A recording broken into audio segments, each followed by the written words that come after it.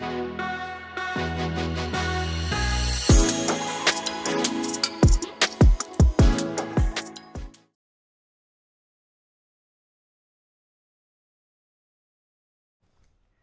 everyone, this is Shantha.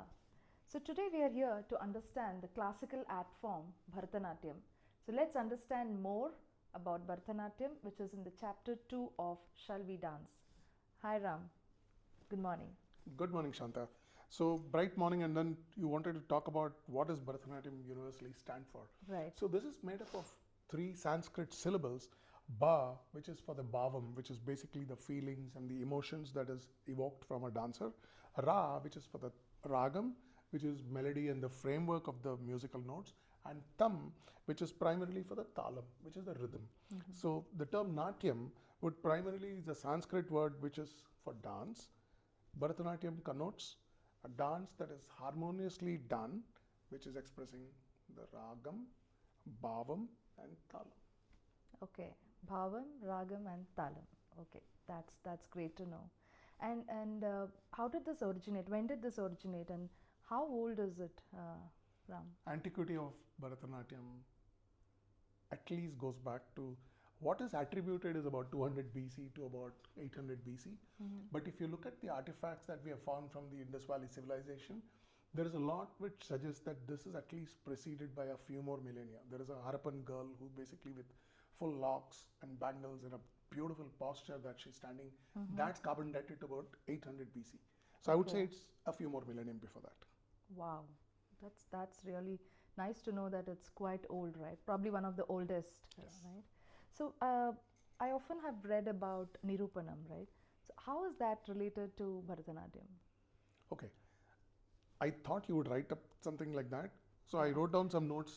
Though I have written it for a full chapter, I said, let me just give you this. Yeah. So Nirupanam is nothing but a dance drama Hmm. which was possibly made more popular during the Maratha king Sarfoji II. And he ruled from 1798 to 1832. Okay. And this is mainly used in Bharatanatyam. And this is during the performances. And typically it consists of 18 sections. Hmm. So the sections basically begin with an invocation to the Lord, like we do Pushpanjali in an Arangetram. The other additional pieces includes Sharanu, Sarva, Kollu, Shabdam, Varnam, Padam, Swarajita, Abhinaya Padam, Tillana, Abhinaya Pada Jakini, Geetam, Prabandham, Triputam, Shlokavarnam, Kavutam, and Mangalam. So you Wow. would find components of these in Arangetram where there is a Tilana, where there is a Mangalam, there is a Varnam. The Adavus come into play and then they are exposed to it. Oh, So this is the dating back to it. that's amazing to know. I think we'll read more about it in the chapter as well. So how did it evolve over a time?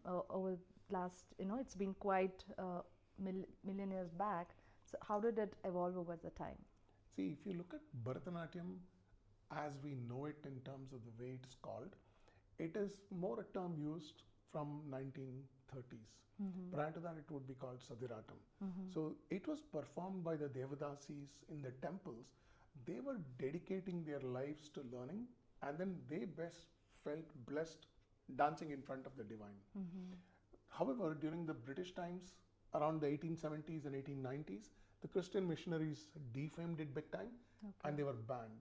So Oh. that is the point in time where you basically see that the evolution declined during the 20th century.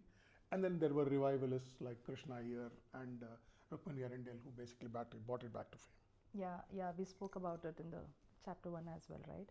So, can you tell us what are the different types of banis in Bharatanatyam? Okay, so Bani or a tradition is a Tamil term and it is primarily used for a dance technique.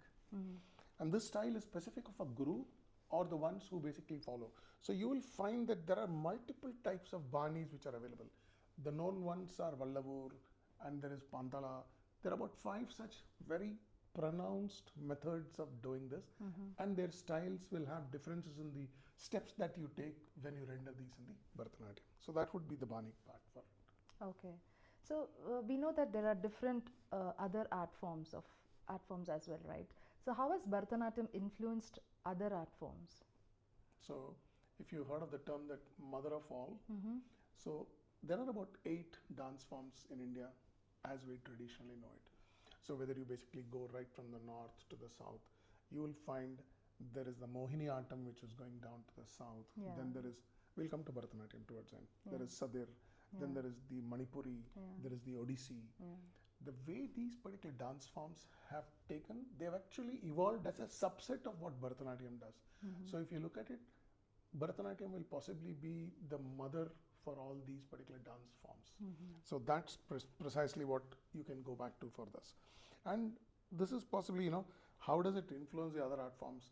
Lord Shiva as Nataraja is primarily the base or what all Bharatanatyam dancers would have their salutations and offerings to.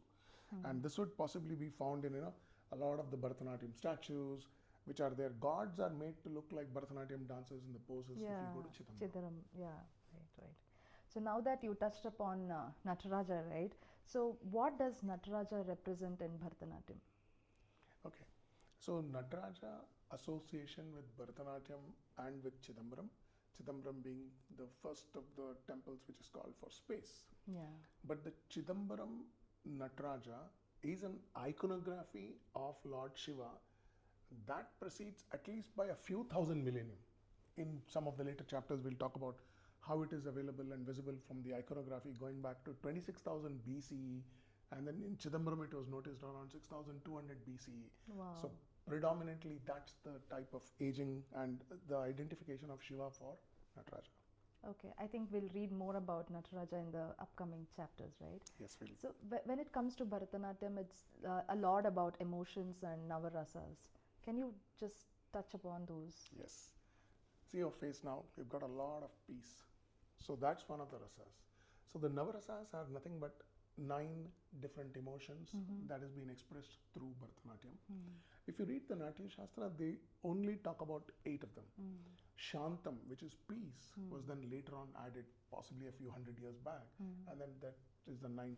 So you have fear, anger, victory, very clearly the way the whole particular emotions can be expressed visually and primarily from a face of a dancer, that would form the base for the Navarasas. Wow. So I'm curious to know more about it. So please, readers, if you need to know more about Bharatanatyam basics and the classical art form, please do read chapter 2. Thank you so much. Thanks for having me. Thanks.